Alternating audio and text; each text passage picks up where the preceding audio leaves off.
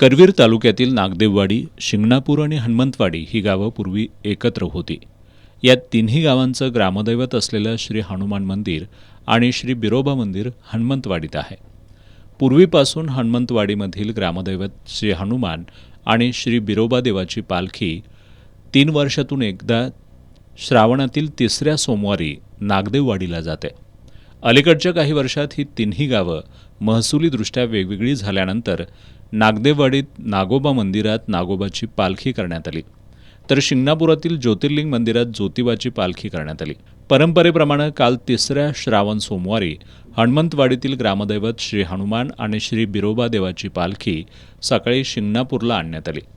या ठिकाणी शिंगणापूरमधील श्री ज्योतिबाची पालखी सोबत घेऊन या तिन्ही पालख्या पारंपरिक वाद्यांच्या गजरात श्रीनामाचा जयघोष करत नागदेववाडी इथं पोहोचल्या.